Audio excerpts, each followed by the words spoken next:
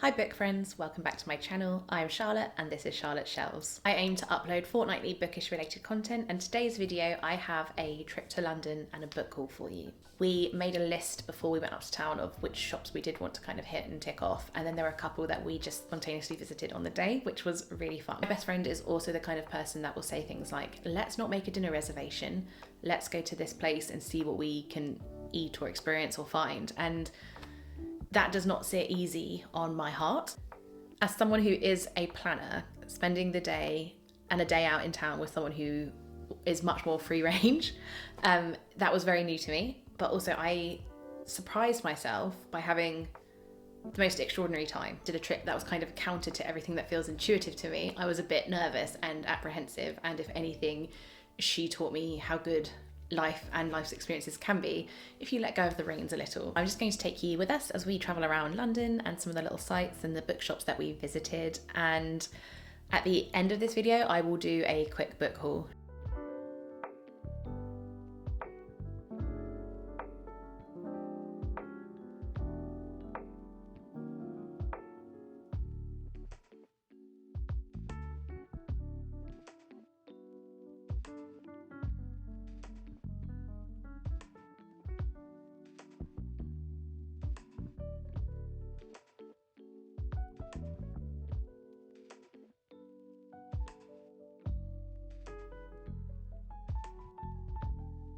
Our first stop was to visit Daunt Books, which is kind of seen as a literary mecca. I see it in a lot of vlogs and a lot of haul videos and a lot of like top bookish spots to visit in London. So I was beyond excited to actually come and see it for the first time and to peruse the books.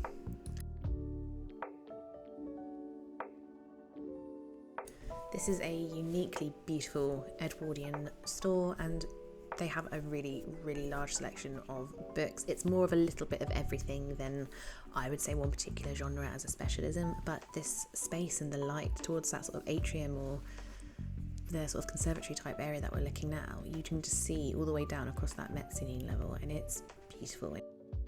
It makes for a really unique and special shopping experience. So if you are looking for like a unique kind of bookshop to go visit, I would 100% put this at top of your list to visit when you're in London. They had some good contemporary and most recent books that had been released, as well as a popular booktube table. The next few books are books I wanted to get. I didn't on this occasion, but I loved that particular edition with the yellow and black sprayed edges. And the next two books are just books that I would have bought based on the cover style and the artwork alone. Like, I thought they looked fantastic.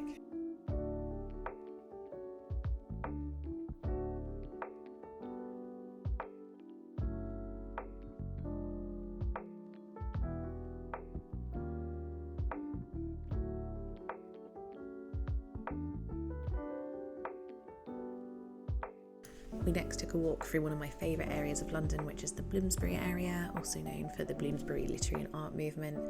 The particular houses of this area are exquisite, and I used to work around the corner from here, and this next shop we're going to I used to pop into on my lunch break. It used to be absolutely crammed, and I used to find so many good books that I loved at this little secondhand Oxfam. So when we actually went there on this particular day, we didn't find anything of that interest. We both really love, where possible, actually buying our books secondhand, so I was hoping to find a couple of treasures here, but unfortunately not. At this point I had picked up a couple of books, but this was only bookshop number 2 of the day, and I knew I had so many more ahead of me, so I wasn't feeling sad or any particular kind of way about it. This is a memorial to Agatha Christie, and that was really cool.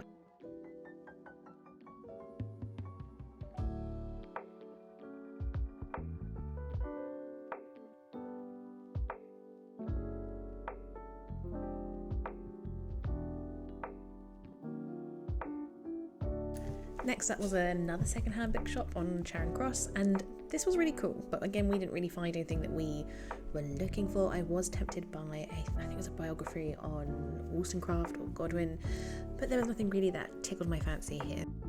Half of the fun of book shopping is actually the art of just perusing and window shopping. It's just being able to dig through and find and research and just read. For both of us, I feel like it's less the art of acquiring books, but more the experience of shopping for them, as much as it is trying to find a good little bargain on the latest read or that book that you've been saving for ages on your TBR. Like the physical process of going to new bookshops and exploring, that's just Chef kiss, my favourite thing in the world. Next we stopped at Seven Dials Market for a spot of lunch. This was my friend's suggestion and I was a bit nervous because I don't like going places where you can't make a booking, as I've said before, but this was incredible. So they had so many different little food stalls, so many different types of food, reasonably priced, like you could spend quite a bit on some of them, but oh my goodness, it was a treat. I was a carb queen on this day and I went for truffle and parmesan loaded hash brown crispy little tater tots and they were really bloody good. We also stopped for dessert at a place I hadn't heard of before called Humble Crumble. Very good but rich but satisfying and comforting apple crumble desserts.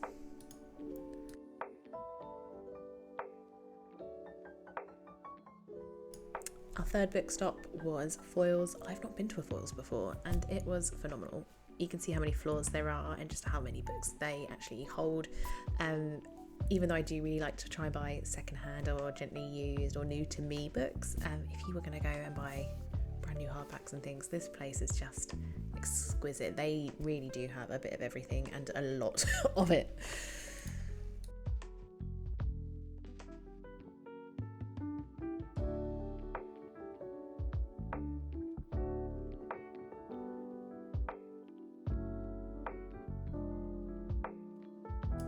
I really could have done some damage here, and the level of restraint that I exercised this day, oh my goodness, I need an award. I did get a couple of books and there's two either side that I also kind of wished I'd got. I really liked both of them, so I'm just sharing those with you now.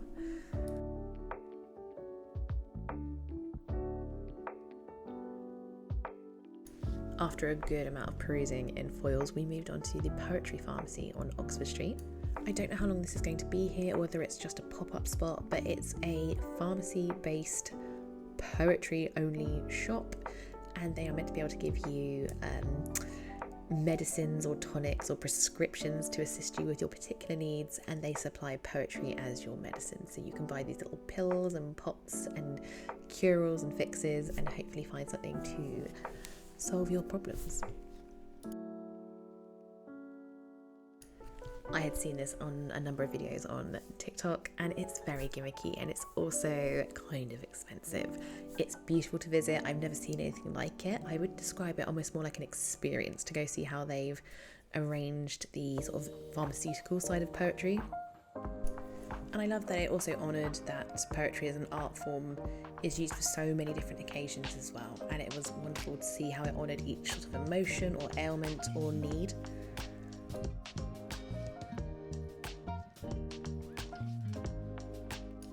I was also really happy to take my friend to visit Hatchards for the first time. It's one of the oldest bookshops in London. It's beautifully curated. This building is exquisite, and the amount of books that they have and how they have arranged them and just everything. I love everything about this bookshop. It's so special to me, and I was really excited also to share that with my best friend because she hadn't been there before.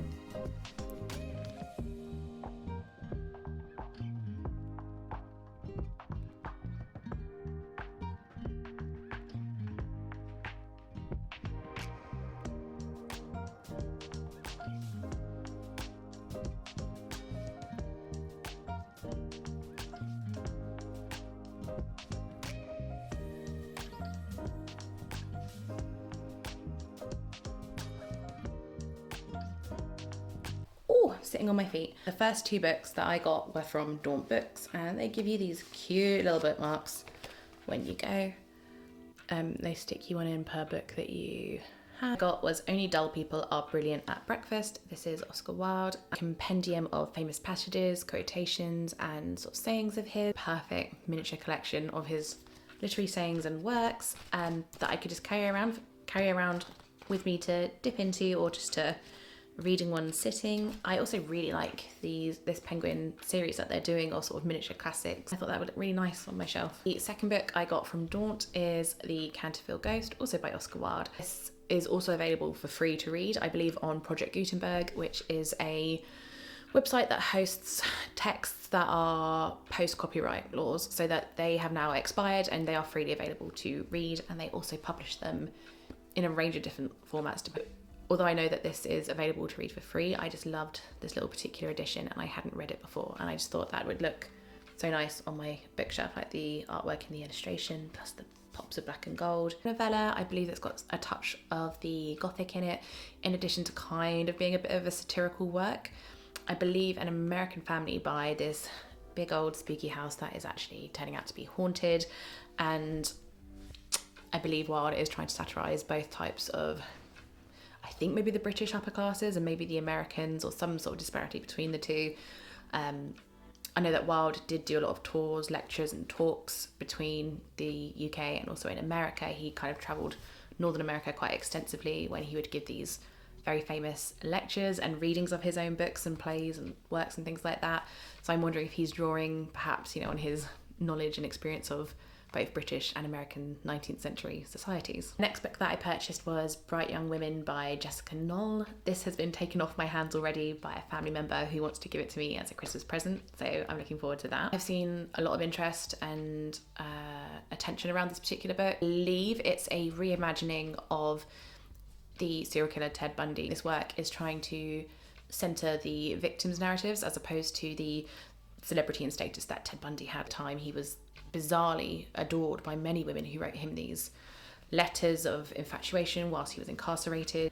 Celebrity serial killers, it's a very grey area. I don't know what the correct terminology is for it, but I believe this book is attempting to kind of unpick that by removing his presence from these events and actually saying, let's focus on the narrative of these women, the women whose lives were taken by this person. Let's focus and hear their stories and their voices instead.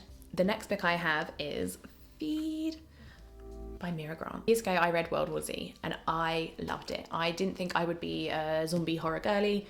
I just found it was incredible. I loved the epistolary form that it used to convey this world, this universe. It was so well built, and I've been looking for another zombie horror thriller type book that can kind of meet those expectations, and maybe I will never find that. But when I look at late night, when I'm looking for books and I'm Googling like top 10 zombie novels of all time or top 10 horror this or that, I would see this come up quite frequently. This is a hybrid horror dystopian novel as much as it is a zombie horror novel book.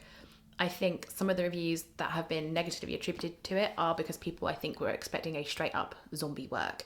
And from what I have loosely read of the plot online, the zombie revolution or whatever has already happened, and I think society is trying to live alongside the infected who are still in this world. And I think it's largely more to do with, because it says it's about journalists trying to uncover, I think, a conspiracy in relation to the zombies. So I think the book is more about freedom of speech, journalism, and maybe the zombies are a metaphor for something else or whatever. But I think if you're going into this expecting a kind of Day of the Dead, Dawn of the Dead kind of book, it's not that. As 20 years after the Rising, bloggers Georgia and Sean Mason are on the trail of the biggest story of their lives, the dark conspiracy behind the infected.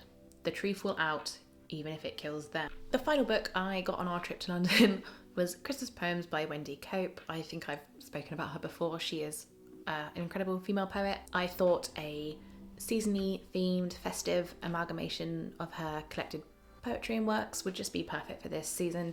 We're already in November, and I think I might save this as something sweet to dip into throughout December. It's a really nice matte hardback book, and then the illustrations are beautiful, sweet little details. There we go. That is my mini book haul from my trip to London. Thank you very much if you have made it this far for watching. If there are any other seasonal festive recommendations that you have, especially that you think I would enjoy in November, December, maybe into the new year, please do leave a comment below, because I'm really in the mood for something Christmassy and cozy, in addition to like some thrillers and horrors that are going to keep me entertained on these long dark evenings. Please do like, comment and subscribe so I can keep making these videos for you, and I hope that maybe today you found a couple of bookstores that you would really like to visit in the future, and also maybe a book or two that you would like to pick up for yourself. Thank you so much.